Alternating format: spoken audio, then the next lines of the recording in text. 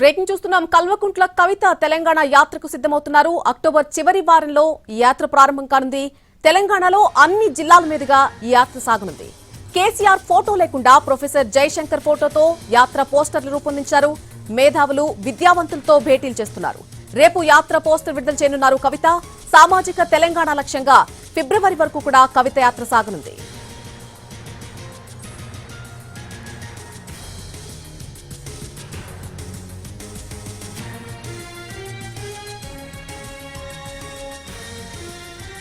కల్వకుంట్ల కవిత తెలంగాణ యాత్రకు సిద్ధమవుతున్నారు. అక్టోబర్ చివరి వారంలో ఈ యాత్ర ప్రారంభం కాబోతోంది. తెలంగాణలో అన్ని జిల్లాల మీదుగా యాత్ర సాగనుంది. కేసీఆర్ ఫోటో లేకుండా ప్రొఫెసర్ జయశంకర్ ఫోటోతో ఈ యాత్ర పోస్టర్లు రూపొందించడం జరిగింది. అలాగే మేధావులు విద్యావంతులతో భేటీలు చేస్తున్నారు. రేపు యాత్ర పోస్టర్ విడుదల చేయనున్నారు కవిత. సామాజిక తెలంగాణ లక్ష్యంగా ఫిబ్రవరి వరకు కూడా కవిత యాత్ర సాగనుంది.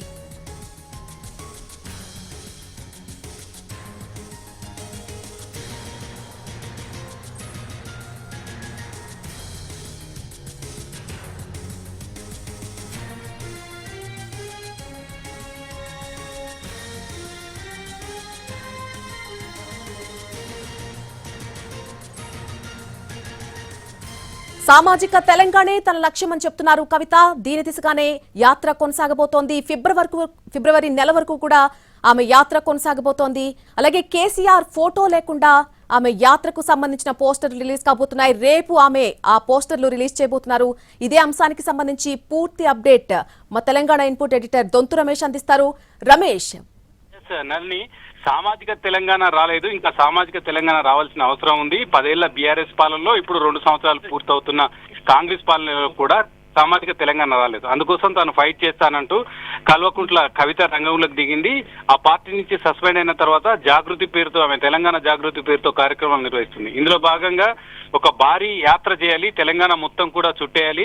తెలంగాణ జాగృతి పేరుతోనే మొత్తం తెలంగాణలో మేధావులు విద్యావంతులతో భేటీ కావాలి, వాళ్ళ ఆలోచనలు పంచుకోవాలి. వాళ్ళ ఆలోచనలకు అనుగుణంగా భవిష్యత్ కార్యాచరణ ఏ విధంగా ఉంటుందో రూపొందించుకోవడానికి కవిత ఒక ప్రయత్నం చేస్తుంది.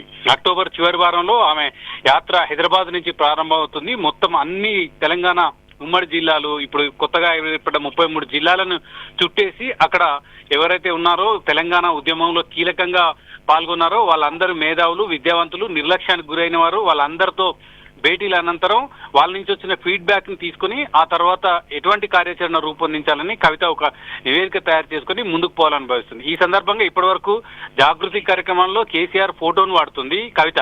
కానీ ఈ తెలంగాణ సంబంధించిన జాగృతిలో పాదయాత్ర సందర్భంగా ఆమె కార్యాచరణ చేయాలనుకుంటున్నారు. ఆ యాత్ర సందర్భంగా కేసీఆర్ ఫోటోను మాత్రం వాడడం లేదు. ప్రొఫెసర్ జయశంకర్ ఫోటో మాత్రమే ఆ పోస్టర్ లో ఉండే విధంగా ఆమె పోస్టర్ ను చిత్రీకరించుకొని ఆ మేరకు యాత్ర చేయాలని యోచిస్తుంది. సో దీనికి సంబంధించిన అధికారిక ప్రకటన, యాత్రకు సంబంధించిన అధికారిక ప్రకటన రేపు విడుదల చేస్తుంది. అదేవిధంగా పోస్టర్ ను కూడా రిలీజ్ చేస్తుంది. అందులో కేసీఆర్ ఫోటో ఉండదు, కేవలం ప్రొఫెసర్ జయశంకర్ ఫోటో, కవిత ఫోటో మాత్రమే ఉంటుంది.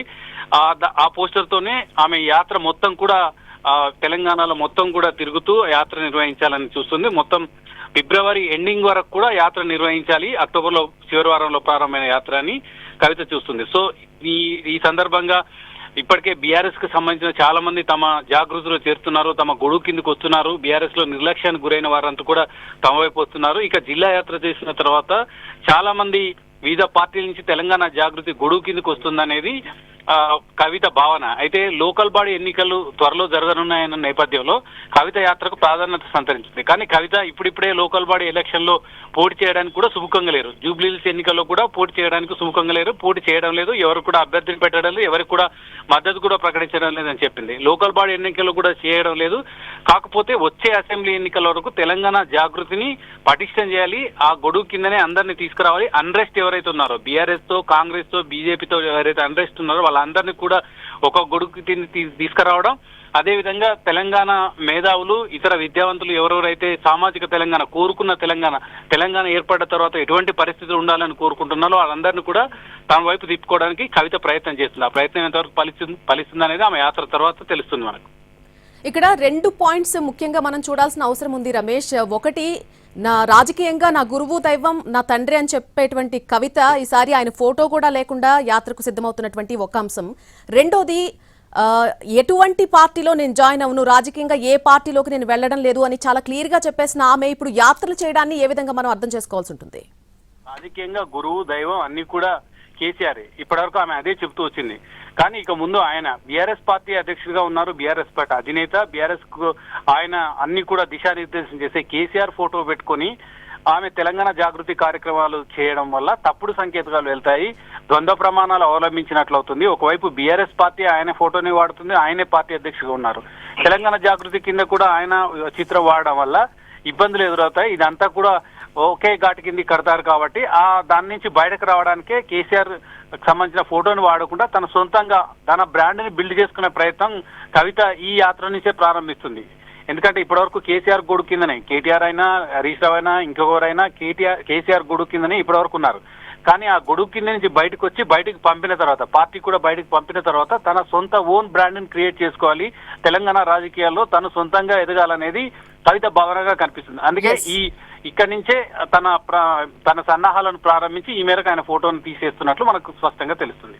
Yes Ramesh, thank you for the information.